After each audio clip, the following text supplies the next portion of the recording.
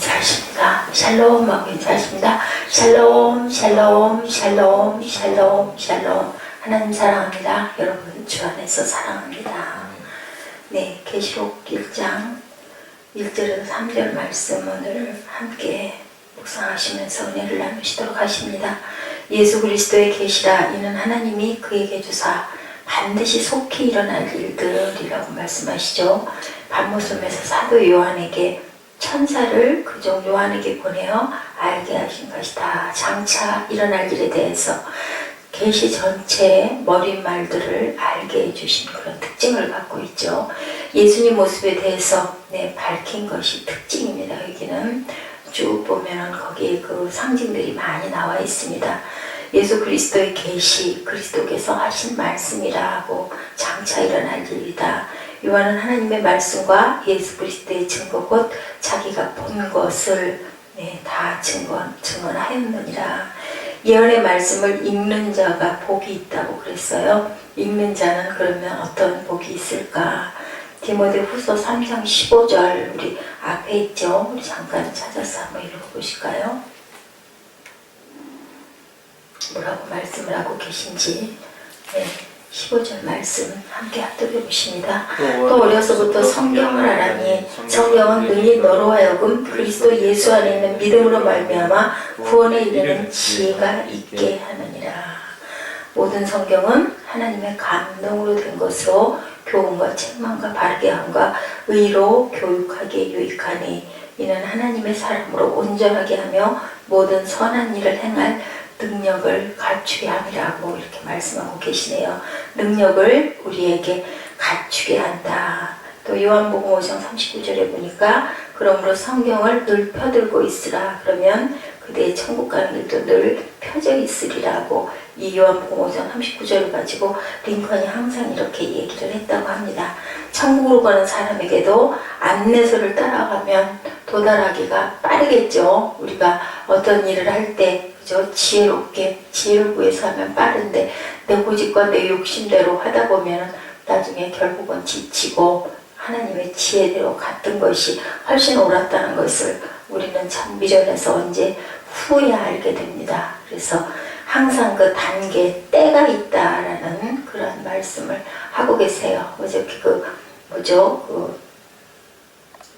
옛날에 그 신앙계 플러스 인생 그 책을 제가 한 권을 봤는데 참 거기에 귀한 간증들이 굉장히 많이 올라와 있는데 중요한 거는 우리가 하나님께서는 항상 행하시는데 그 때를 확인하지 못하는 게 문제고 그 때를 기다리지 못하는 게 문제고, 그죠? 왜냐하면 우리 기도를 통해서 아니면 우리 마음에 오죠. 이게 분명히 이렇게 될 것이다 라는 게 기도 중에도 오고 말씀 중에도 오고 또 찬양하면서도 감동으로 느끼게 되는데 아무리 우리 마음에 참았다라고 해도 그게 보이지를 않고 깜깜해서 결국은 실족하기도 하고 마음에 굉장한 그 갈등이 일어나기도 하는 그 모든 것들이 왜요? 하나님의 때와 우리 때가 다르다 보니까 중요한 거는 승리하는 방법은 오래 참는 방법, 인내하고 오래 참고 기다림을 잘 갈 줄 알 줄 있습니다.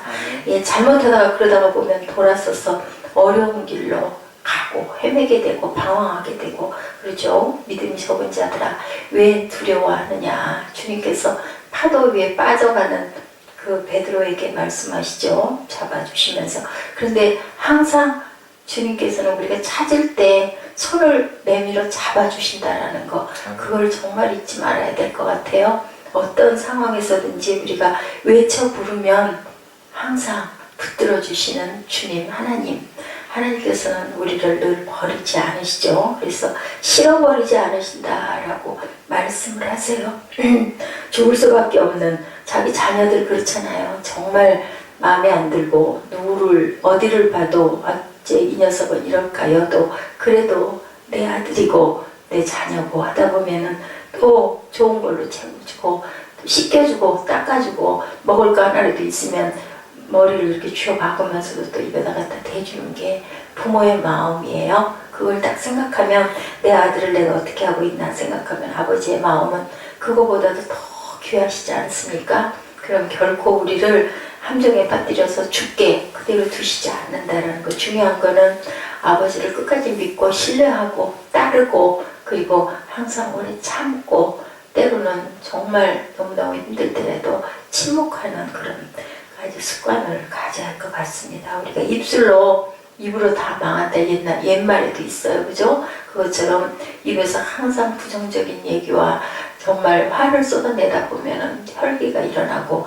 그러다 보면 그냥 모든 게 다 열심을 내다가도 그냥 다 버려버리고 싶고 그냥 무릎 지킬 만한 것보다 마음 다스리는 것이 답일 것 같아요. 우리 특히나 종들은 그렇죠. 디모데전서 4장 13절에 양무리를 구원의 길로 인도하려면 먼저 어떻게 해야 된다?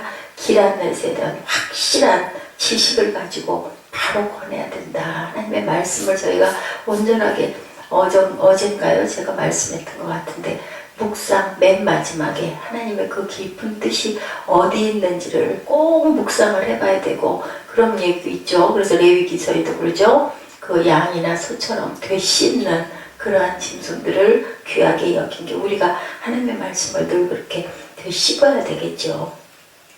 성경을 깊이 묵상하지 않고 목회하는 교육자나 설교만 들으려 쫓아다니고 그죠? 어디 누가 어떻다더라 하면은 세미나에 부흥회 그렇게 다니는 사람들은 계속 그렇게 다녀요. 항상 갈증이 나고 목이 마르고 근데 그것도 은혜일 것 같아요. 그렇게 듣지도 못하고 그 말씀을 달콤하게 듣지 못하는 사람들도 그 외에도 많은데 근데 듣기만 해서 되는 게 아니라 듣고 우리가 그것으로 양분이 돼서 살을 찌우려면 어떻게 돼야 될까요? 소화가 돼야 되겠죠. 소화가 안 되고 맨날 듣고 배설하고 듣고 배설하고 하면은 끊임없이 그러다가 많다라는 거죠. 그래서 항상 우리는 삶 속에서 실천하고 행함이 있는 그런 믿음이 될 수 있도록 깊이 묵상하고 기도해야 될 줄로 믿습니다.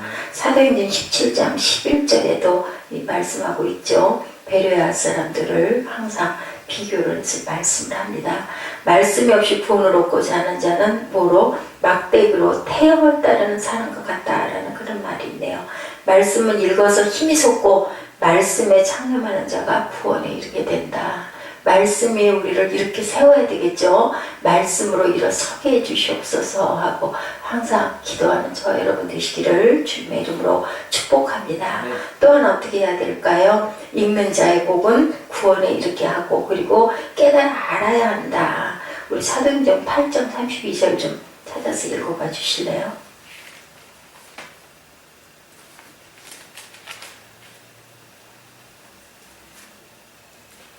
자기 아들을 아끼지 아니하시고 우리 모든 사람을 위하여 내주시니가 어찌 그 아들과 함께 모든 것을 우리에게 주시지 아니하겠느냐. 네. 사도행전. 네, 사도행전 8장 32절.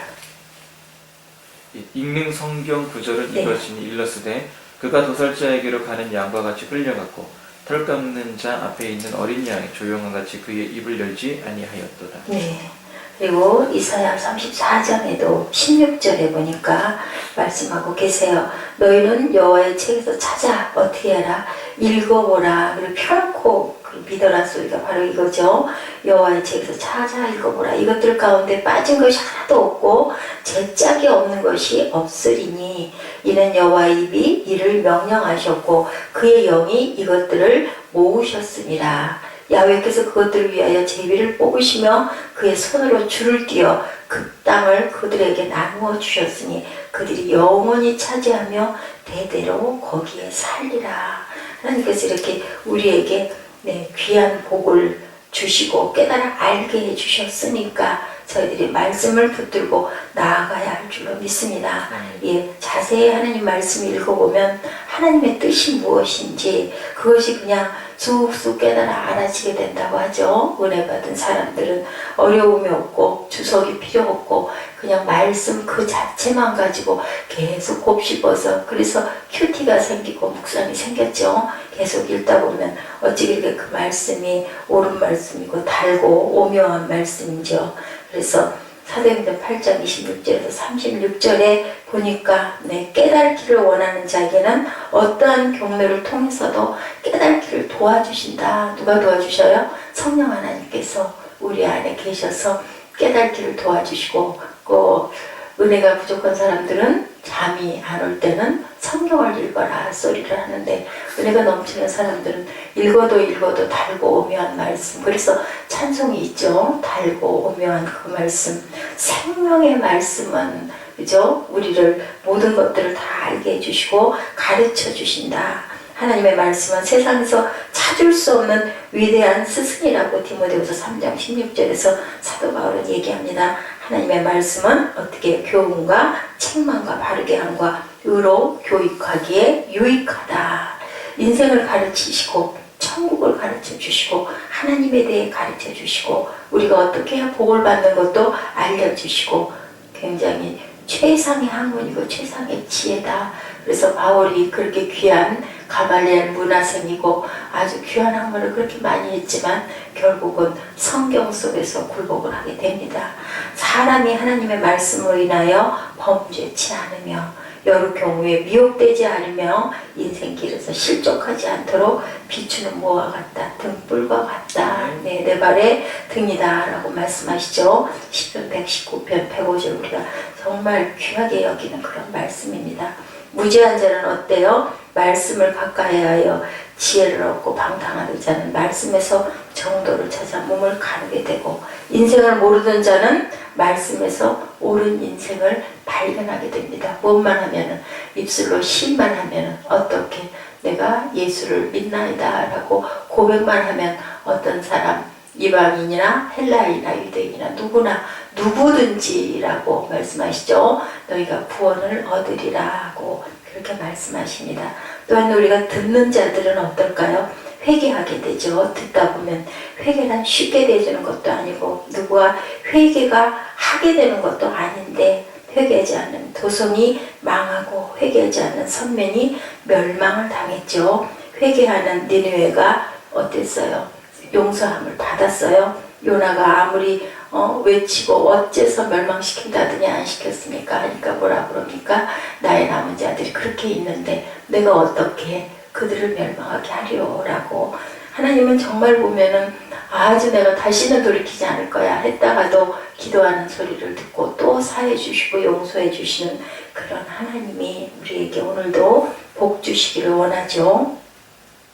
말씀이 왕의 귀에 들릴 때 회개 역사가 일어났었죠. 민족의 양심과 신앙을 하나님께로 돌아서게 했고 회개 운동은 반드시 일어나야 할 줄로 믿습니다. 지금의 우리나라가 우리 교회들이 회개가 일어나야 되고 회개 운동이 일어나야 되고 대부흥 운동이, 평양 대부흥 같은 운동이 일어나야 될 때다. 그리고 정말로 남은 자 한 사람만 있어도 내가 그 성을 멸하지 않겠다라고 말씀하신 것처럼 그것이 바로 누가? 우리가 돼야 할 줄로 믿습니다.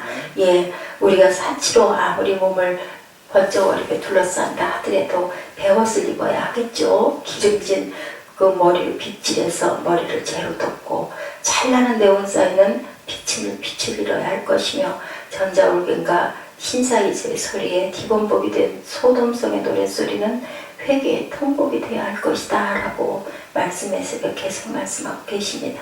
믿음이 생겨야 되겠죠. 믿음은 들음에서 생긴다고 그랬고 믿는 자들은 하나님이 기뻐하신다고 했습니다.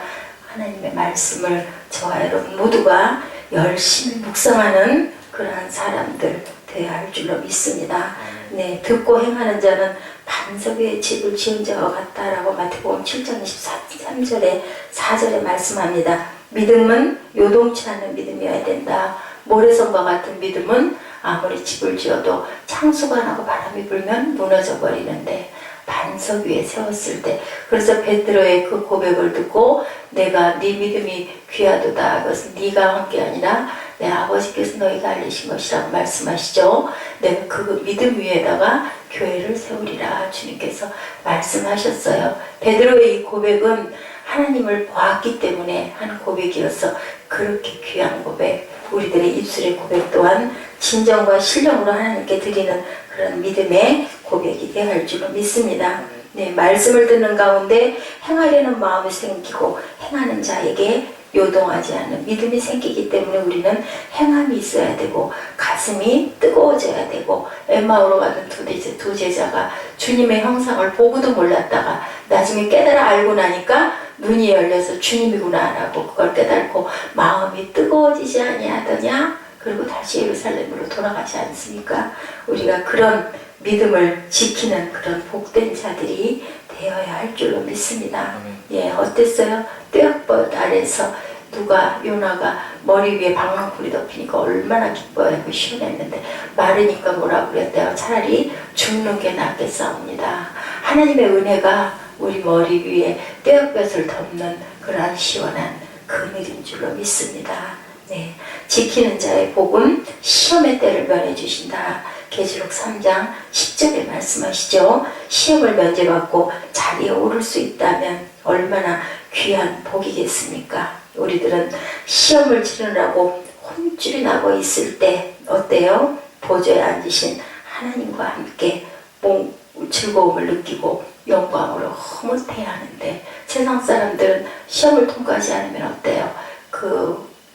천년 백보자 심판 얘기 있죠. 우리는 모두 휴고되고 남았을 때 남은 사람들은 그 고통을 겪지 않을 수가 없는 그것을 생각할 때 우리는 눈에 보이지 않는 하나님을 오늘도 송축하고 감사하고 주님의 말씀을 깊이 묵상하여서 행하고 실천하고 나가는 저와 여러분 되셔야 할 줄로 믿습니다. 시냇가에 심은 나무가 어때요? 씨를 쫓아 열매를 맺은 같이 열매 맺는 삶을 살아야 되겠죠. 형통한 복을 받으려면 말씀을 지켜야 하고 말씀을 지키지도 않으면서 형통의 복을 누리려고 하는 약삭빠른 것을 누가 아세요? 하나님께서 코란데오 하고 계십니다. 눈동자같이 바라보고 계신다는 거.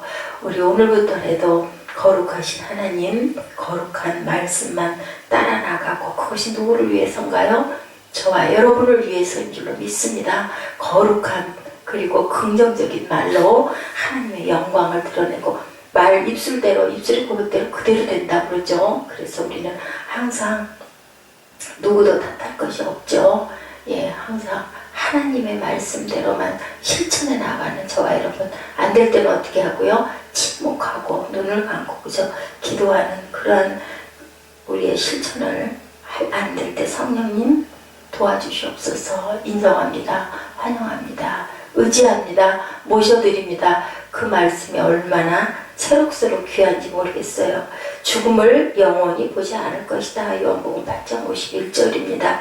타인을 장사하는 것도 슬픈 일이긴 하지만 그거보다 하나님 앞에서 나의 죽음을 보게 되는 것은 뭘까요? 깜깜한 암흑이고 절망입니다. 어저께 그 플러스 인생의 어떤 그 귀한 목사님이 아니에요. 뇌혈관 아주 대단한 박사더라고요. 18년 동안이나 연구를 하고 많은 죽은 사람들의 그 뇌를 조사를 했던 사람들인데 그 사람들이 다들 같이 종합적으로 하는 얘기가 어떤 세계를 보고 왔다라는 얘기를 그러다 깨어난 사람들이 안 믿었다고 그래요. 근데 이 뇌혈관 학자가 정말로 일주일 동안을 혼수가 돼서 100% 이제 죽었다 뇌사다 라고 하는 순간에 완전히 냉동실로 보내려고 할 때 이 사람이 기적적으로 살아났는데 일주일 동안 그 말할 수 없는 천국. 근데 그분의 그 책이 나왔더라고요. 보니까 그분의 간증에 딱 우리 사도 바울하고 똑같아요. 뭐라고 형언하고 표현할 수 없는 그 세계를 내가 봤다. 그리고 그 책을 써낸 건 자기가 잘못하면은 세상 사람들에게 매장을 당할 수도 있는 거예요. 왜냐면 그 사람은 과학자이기 때문에. 그게 틀렸다고 얼마나 비방을 받을 수도 있잖아요. 반대적인 사람들에게. 그걸 물어봤어요. 기자가. 왜 이렇게 위험한 증언을 이렇게 하시고 책을 쓰셨습니까? 했더니 나도 그걸 믿지 않았어. 나도 그냥 환상이다 라고 생각을 했는데 나는 정말 이걸 봤기 때문에 믿지 않는 사람들, 특히나 우리 과학자들 이런 사람들이 정말 이걸 알아야 되기 때문에 나는 내가 어떤 상황에 처한다 할지라도 이것을 내가 증명할 수밖에 없다라고 그렇게 얘기한 그 내용을 발췌해서 올려놨더라고요. 분명히 우리가 마지막 끝날 그 뒤에는 영원한 하나님의 생명의 길과 우리의 또 하나의 세계가 있다라는 거 저는 다른 건 모르지만 그건 확신합니다. 그래서 세상에 우리가 잠깐 살다 가는 것에서 우리가 나를 속이고 내가 무엇을 드러내서 영광에 거하게 하려는 거 얼마나 어리석은 것인지. 아무리 세상에 귀한 게 많아도 일단 천국 천국이 있다는 것을 확실하게 느끼고 깨닫고 알면 코란데오를 느끼지 않을 수가 없는 거죠. 그렇다면 아무도 없지만, 아무도 모르지만 누가 아세요? 영이신 하나님이 아신다라는 거. 죽음을 보지 않는 길은 오로지 말씀을 지키는 길뿐이다. 그래서 나는 모든 영토를 버릴지언정 성서는 버릴 수 없다라고 엘리자베스가 얘기했어요. 말씀은 삶의 능력이다. 이 말씀이 지켜지는 곳에 삶의 역사가 일어난다. 훌륭한 그 선인들이 우리보다 훨씬 더 많은 공부를 한 석학들이 왜 그렇게 결국은 하나님이다라고 얘기하겠습니까? 과학의 맨 끝은 창조주다라고 얘기하죠. 우주를 다녀온 모든 우주 과학자들이 거기서 하나님의 위대한 그 섭리와 임재를 보았고 찬양할 수밖에 없다 그래요. 어떻게 이 세상이 이렇게 기가 막힌 아름다운 우주가 자연이 일어났다라고는 도저히 생각할 수가 없다, 이해할 수가 없다. 그것은 분명한 창조주가 있다라고 다들 고백을 한다고 합니다. 말씀을 헌신자같이 여기고도 영생의 삶을 누리려고 하는 사람이 있고, 말씀은 지키는 자를 보고 비웃으면서도 천국은 본인들의 차지라고 거드름을 피우는 그러한 사람들도 많겠지만, 천지는 없어져도 말씀은 변치 않으시죠. 말씀을 지키는 자가 죽음을 영원히 보지 않을 것입니다. 그러므로 우리는 말씀을 굳게 지켜나가고 내 모든 영과 누구에게? 하나님께 지키다가 칼이 위협할지라도 두려워하지 말고 말씀을 지켜나가는 저와 여러분 되시기를 주님의 이름으로 축복합니다. 우리 히브리서 4장 12절 말씀 우리 입술로 고백하시고 기도하는 시간